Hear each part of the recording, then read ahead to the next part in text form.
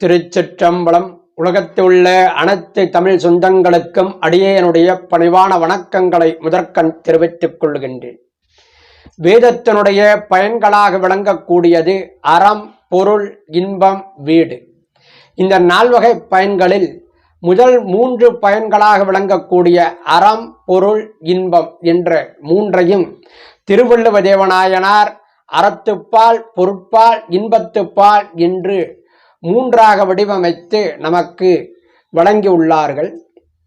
4வது பயனாக விளங்கக்கூடிய வீடு வேற்றை தனி அதிகாரங்களாக வடிவமைக்காமல் இந்த வீடு வேற்றுக்கான குறள்களை எப்படி சொல்ல வேண்டுமோ அப்படி இந்த முப்பாலிலும் வைத்து சொல்லி இருக்கிறார்கள். உதாரணத்திற்கு, யான் எனது என்று செருக்கறுப்பான் வானோர்க்கு உயர்ந்த உலகம் புகும் என்றும், பிறப்பெருக்கள் உற்றார்க்கு உடம்பும் மிகை என்றும் பலவிதமாக வீடு பெற்றுக்கான குறட்பாக்களை இந்த முப்பாலிலும் அமைத்து சொல்லியிருக்கிறார்கள்.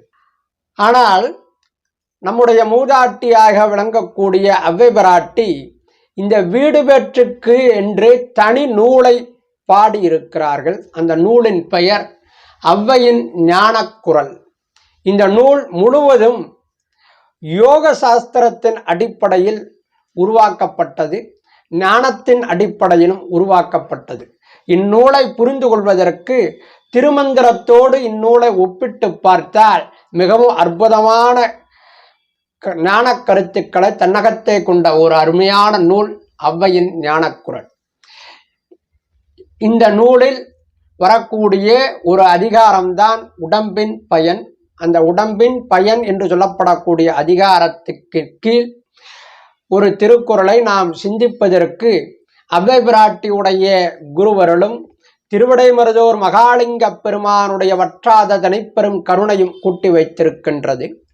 அந்த வகையிலே மாசற்ற கொள்கை மனதில் அடைந்த கால் ஈசனை காட்டும் உடம்பு என்பது இத்திருக்குறள். அதாவது நம்முடைய சைவ சமயத்தினுடைய 12வது திருமுறையாக விளங்கக்கூடியது திருத்தொண்டர் புராணம் என்று சொல்லப்படக்கூடிய பெரிய புராணம். இந்த பெரிய புராணத்தில் இருக்கக்கூடிய 4286 பாடல்களுடைய சாரமாக இந்த திருக்குறள் அமைந்திருக்கிறது. 63 நாயன்மார்களும் மிகவும் உறுதிப்பாடான கொள்கை உடையவர்கள், தாங்கள் கொண்ட கொள்கை பிரகாரம் நின்றவர்கள். அந்த கொள்கையிலிருந்து மாறுகின்ற சூழ்நிலை ஏற்படுகின்ற பொழுது தன்னுடைய உயிரை வெறும் துச்சமாக கருதியவர்கள். அந்த கொள்கைக்காக தன்னுடைய உயிரையும் விட துணிந்தவர்கள்தான் நாயன்மார்கள். ஆகவே அந்த நாயன்மார்களுடைய 63 நாயன்மார்களுடைய வாழ்க்கை வரலாற்றையும் சுருக்கமாக 7 வார்த்தையில் அவ்வை பிராட்டி சொல்லி இருக்கிறார்கள். மாசற்ற கொள்கை மனதில் அடைந்த கால் ஈசனை காட்டும் உடம்பு. நீ உறுதியாக கொள்கையிலே நின்றால் அந்த கொள்கை உனக்கு இறைவனை காட்டிவிடும்.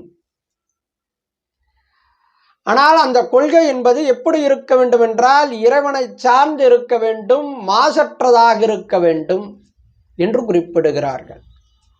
மாசற்ற கொள்கை மனதில் அடைந்த கால். மாசு என்பது, மாசற்ற நிலை என்பது நாம் அனுஷ்டானம் செய்கின்ற பொழுதோ சிவபூஜை செய்கின்ற பொழுதோ மட்டும் இல்லாமல் 24 மணி நேரமும் வாரத்தின் 7 நாட்களிலும் அந்த மனமானது தூய்மையாக இருக்க வேண்டும். அதாவது 24/7 மனம் என்பது தூய்மையாக இருக்க வேண்டும். அந்த நிலையைத்தான் இறைவன் விரும்புகிறான். ஆனால் நாம் அனுஷ்டானம் செய்கின்ற பொழுது இறைவனுடைய திருநாமங்களை ஜபிக்கும் பொழுதும் சிவபூஜை செய்கின்ற பொழுதும் மட்டும் நாம் அங்க சுத்தி செய்து கொள்ளுகிறோம். ஆனால் அது கூடாது.